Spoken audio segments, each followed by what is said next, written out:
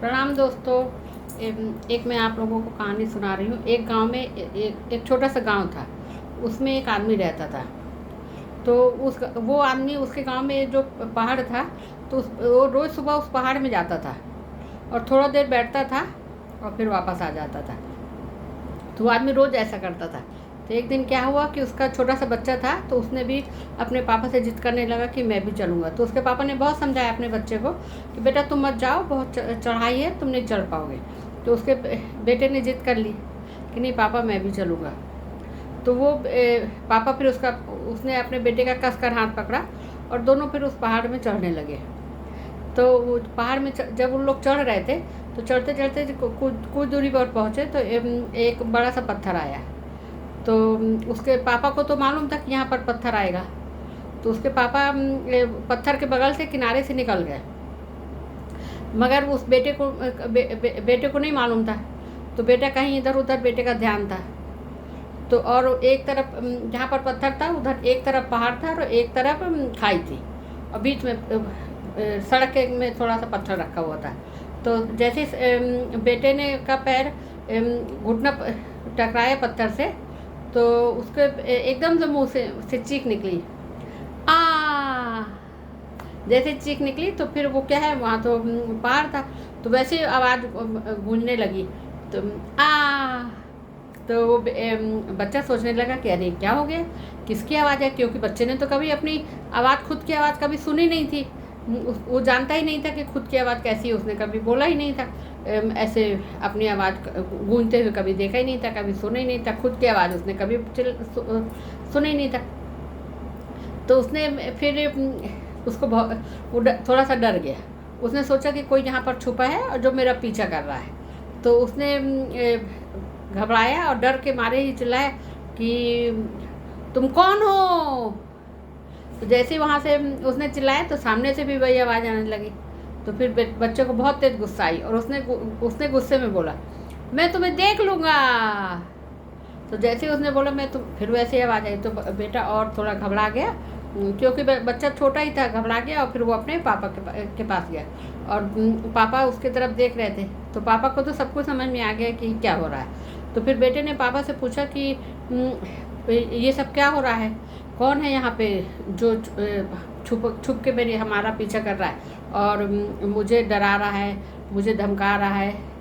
तो उसने बोला, उसके पापा ने बोला बस कुछ नहीं बोले, और बेटे की तरफ देख के मुस्कुराए। और फिर उन्होंने खाई की तरफ देखा और वहाँ पर वो ज़ोर से बोले कि अच्छे ज़ोर से बोले वो कि मैं तुमसे बहुत प्यार करता हूँ।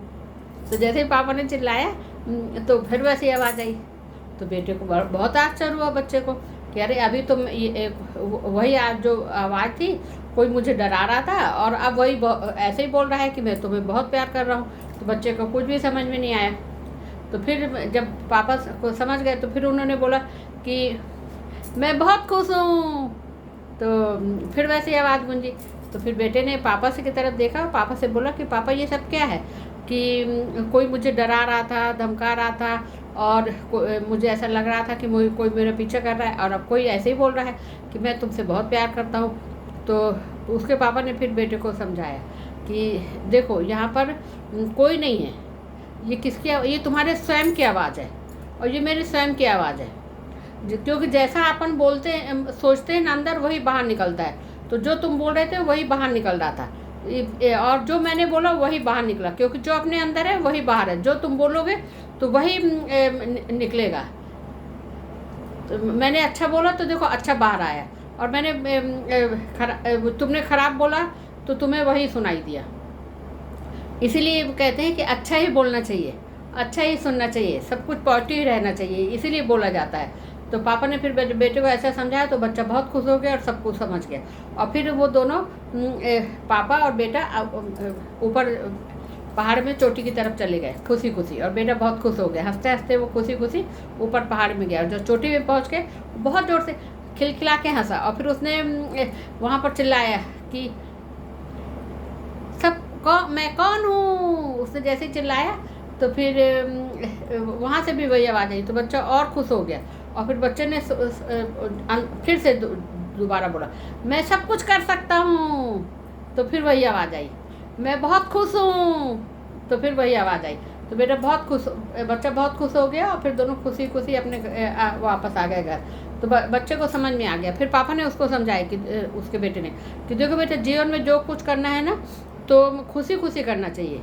और अपने अंदर दिन भर अगर अपन ऐसे बोलेंगे कि अरे मैं अपनी ज़िंदगी से बहुत परेशान हूँ, ये मुझे कितनी ख़राब ज़िंदगी मिली है, ये ऐसी ज़िंदगी किसी को भी नहीं मिलना चाहिए, मेरी तो किस्मत बहुत ख़राब है, ये दुनिया बहुत ख़राब है, तो जो तुम अगर ऐसा बोलोगे ना, तो या कोई भी ऐसा बोलेगा, तो दिन भर उसकी ज़िंदगी में ऐसे ही खराब होता जाएगा।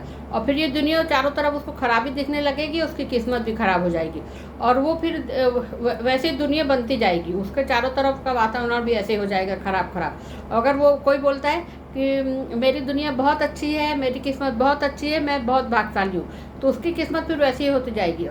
मैं 24 घंटे खुश रहता हूँ, तो फिर वो खुशी ही उसको वो आकर्षित करेगा।